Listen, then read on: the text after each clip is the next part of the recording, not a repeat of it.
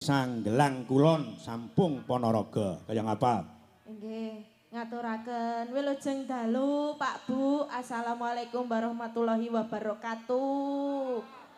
Salam, Om Swastiastu, Namo Buddhaya, salam kebajikan, rahayu, rahayu, rahayu. Sampun. Ampun, genti Mbak Suliseva. Kula, Pak Minto. Ya. Ngaturaken wilujeng dalu Pak Minto. Jeng dalu. Nggih, Ketoke sesuk arep check in. Nggih no, mboten langsung lho nggih. Iya, ya cedhak timbangane mulih guwak wektu.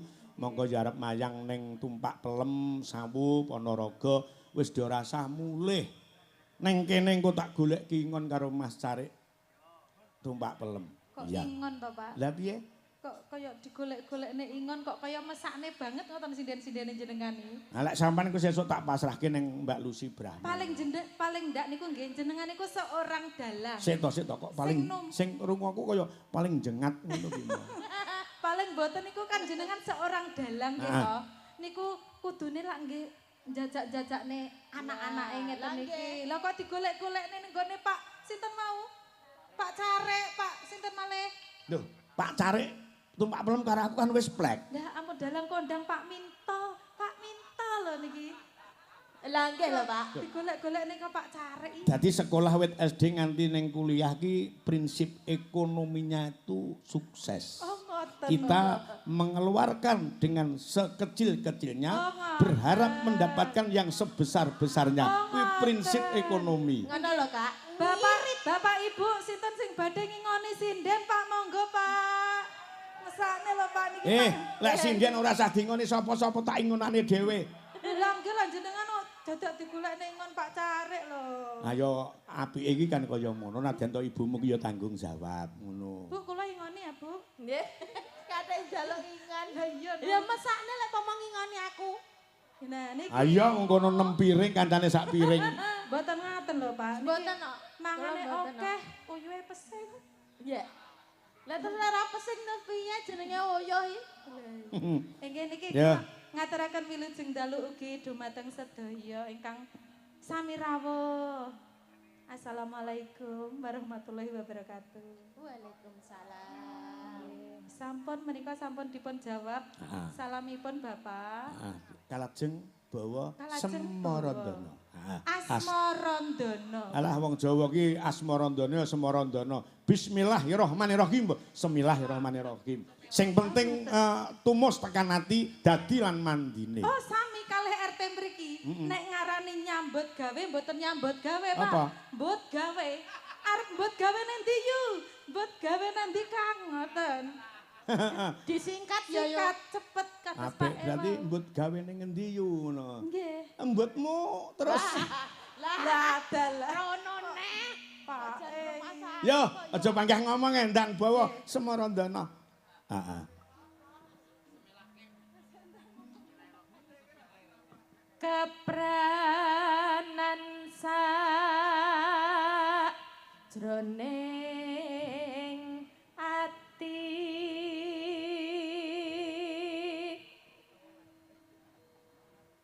rena wengi tansah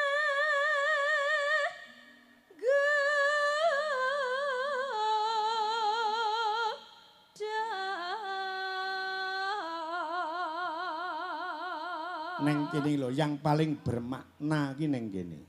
Napa Pak E? Kepranan piye ki mau? Sakjroning Kepranan sakjroning wengi tegese iki kedanan sakjroning suwengi bengi awan bengi tansah nggodha. Kuwi mbiyen jaman aku sik Joko kaya ngene saiki wis lali ndak ngerti apa-apa aku iki. Perkara katresnan, perkara wong seneng karo liyane bojo ki aku ora ngerti. Mergo sing tak tresnani iki meng ibumu tok. Neng endi nggon, neng endi papan ibumu ki tak gawa ki mergane apa? Aku ki wis ora duweni rasa tresna ning sapa-sapa. Nggih, leres Bapak Ibu menika Bapak Minto menika saestu dalang ingkang alim sak Tenan kuwi. Indonesia Ya Raya. ngono, Pake dilem ya ngono. Nggih panjenengan ngertos alim menika napa? Apa? Angon limpene bojone. Alah ora kacek. Piye ampreh ora konangan. Nggih to Pak? Dak. Dak. Kok dak Pak E? Berarti Pak nggih saestu alim nggih, Pak? Heeh. Nggih. Isin lho karo Tole Tatit ki wis isin aku. Nggih. Isin karo calon mantuku. Ampun gadah calon mantu. Ampun. Lah kok Mita. Mita kok kedep-kedep. Oh niki. Nggih, kula dongaaken mangke saged bagya mulya salaminya. Loh. Tet, Tatit. Iki podo. Wis to lek Pak iki manut sapa sing dipilih waton iki tentrem besok mbok menawa wis lulus le kuliah dalange ya apik sapa sing dipilih ora piye-piye ibarate kaya dene kebun nusu gudel waton petungane genah desane ya ora kenek dilanggar ngono manut karung para sepuh itungan wong Jawa utawa Majapaitan. Oh, manut Tet. Manut kalih bapak ibu nggih. Dadi lek arep duwe siri-siran iki teko karo bapake, Pak, aku duwe pacar kono desane iki. Tekono kelahirane apa kok tak otak-atike. Mergo lek prai dadi dalang kan dukun. Ngoten. Nggih, Nggih, Pak dukun minto. Pokok senes dukun anu lho. Dak, aku ora kira dukun kok anggap dukun cabul ngono apa? Ya. Pancene kededayane.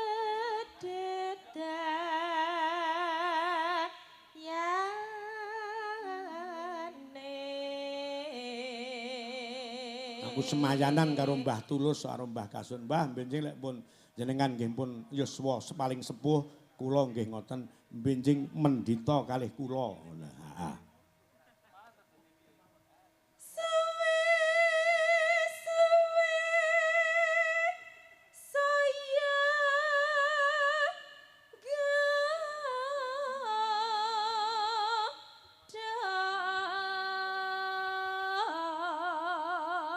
apik gudo ya apik tresna ya apik ya tresna ki merga kulina wae ya nganti tembus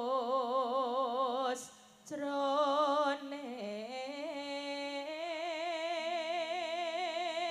Jengkoke Pak Epi.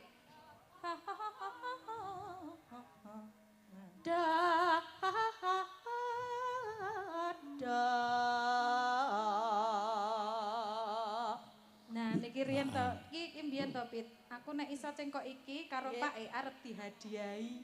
wis Sampai jelas saiki aku enggak dihadiahi. lah wong tak hadiahi ya mau lho Lemah wong kotang gudi Lah sing diweni nyato dek kuwi. Sing diweni nyato dekku Nggih paling mboten niku hadiah nek sing sae ngoten lho, Pak. ya cawet apa kurang apik sak lek ngethukke kok coba lho Ya ampun. wis oleh hadiah dithukke pisan ya penak-penake wong jangan menilai seberapa harganya nah Oh ngoten nggih. Nggih, tapi nek kula ngangge kan jenengan mboten ngertos. Hah? Nek hadiah niku nggih sing paling tidak tak pakai niku kelihatan ngoten lho. Loh. Ya dipoto. Horor to, Pak? Horor. ya ampun.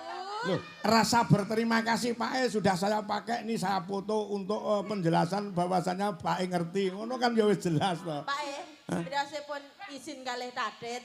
Hah? Dirasipun izin kalih Tatit. Tak kon pengin ngrungokke lek pas ngene iki.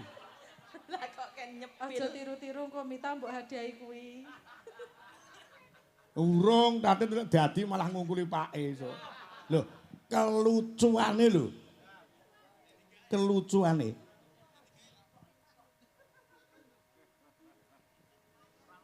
Saben bengi ora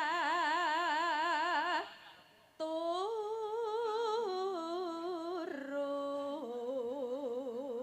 Aku mau mbayangke 2 tahun kasih gek piye ngono lho. Lah napa Pak sing Lah nek tamu niku kula nuwun. Mbah Minto kula ingkang sowan. Niki mbetahke kula napa Tatit? Tatit Mbah Minto nyisih. Ha iya. Kelingan maning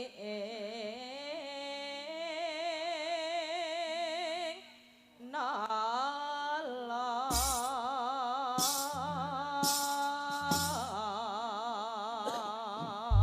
Ya. Kaya ngapa Saya tresna Meet In SGI Sekar Gadung Indonesia. Kaya wong kang nandang wuyung. Wah, anggere wis krungu buka celuk kuwi aku kudu turu janan. Ha iya. Saya tresna. Yuk, kaya apa diangkat, Nduk Cahayu. Kaya wong kang nandang wuyung saben bengi hamong layung merana mrene resah bingung nganti kaya wong kang kumprung.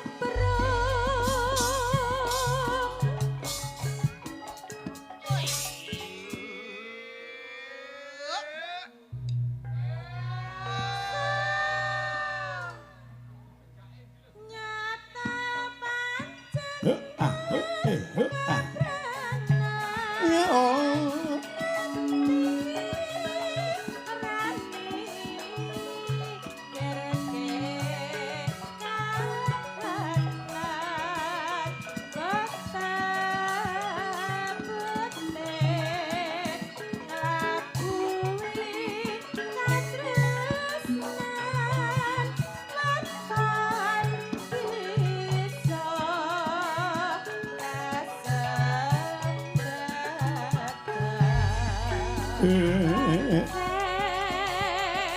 Abot yen to nganti ra nyaman. Ya oh. Margono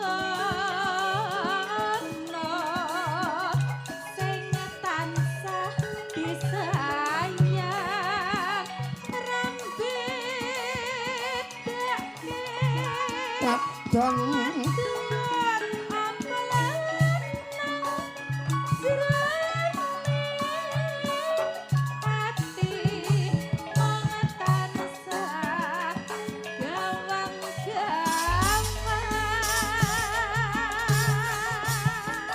ya.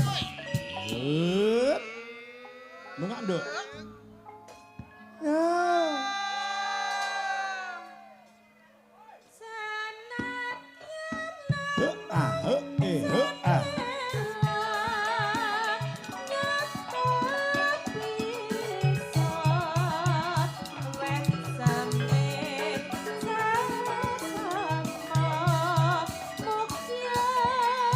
Mbak Sulis, Mbak Pipit Lenggah, Mbak Punjo, Mbak Luki, Mbak Lilis Karnali, Mbak Diah, Genti Jemeneng. Yo!